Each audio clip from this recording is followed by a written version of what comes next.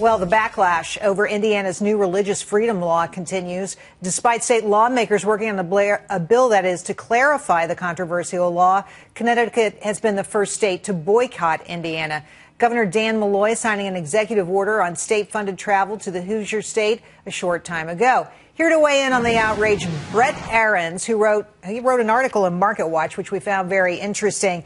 You know, Brett, I got to tell you, what I hear is a lot of sound and noise and people talking about a law I don't think they've ever read. So tell me what? Tell me this first off. Did Indiana pass an anti-gay law? No. 99% of what you're hearing is total rubbish. And what's amazing to me is, the longer I've been watching this, Twitter and stuff contributes to this more and more. Last week when the law was passed, I did what I thought a lot of responsible journalists should have been doing, which is I called around a bunch of law professors who are experts in this subject and discussed the law. What did they say? And they all said the same thing. They said the same thing. This is not an anti-gay law. This is the same laws you see in 30 other states. There's nothing especially remarkable. Let me give you an illustration, and it's in the article, which is that one law professor first of all, thought it was an anti-gay law, but said to me, well, I haven't read the law. I'm basing it only on what I've heard in public debate and on TV and so on. See, that's what I was worried about, Brett. Brett, that's what I was concerned about. I emailed him. So tell me this. Explain this to me, if you will. What was the purpose of the law? The purpose of the law is to offer individuals a defense of religious freedom if they are pressured by the government to do something that goes against their religion. The law basically says the government can't force you to do something that's against a deeply held religious opinion without a good reason to do so. Now, a good reason may include fighting discrimination.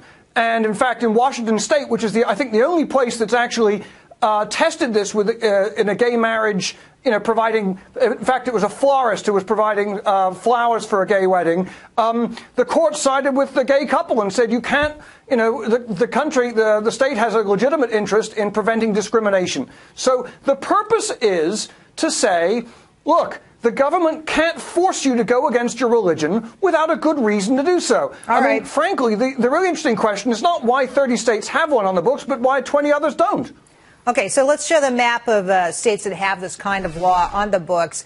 I thought what was particularly interesting about your article was your examples of how these laws have been used to protect the religious freedoms of people who I think most liberals would agree that you would want to protect their rights. Yeah. Let me give you a classic example cited to me by a couple of professors, in which I looked up online before writing about it.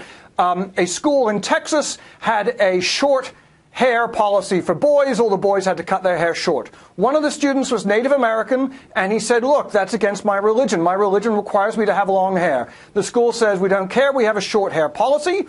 He defended himself under the religious freedom law and won. The court said, look, the school's right to impose some kind of school order and, appearance and so forth isn't so strong that it overrides his religious freedom. Another instance was a prisoner who was a Muslim, and in the prison they had a clean-shaven policy for whatever reason, and he said, look, I'm a Muslim, I have to have at least a short beard, and he took him to court under religious freedom law, and he won. The court said, look, there may be, maybe I suppose prisoners could hide drugs in a very large beard or a very long beard, but in a short beard, there's no overriding interest.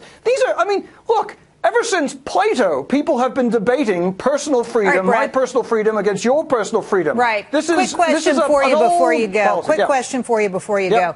So, corporate America is standing up now. Apple's Tim Cook saying, this is not right. This shouldn't happen. There are companies that are saying we're not going to do business with Indiana. State of Washington saying, you can't go to Indiana on the state budget. Why is this?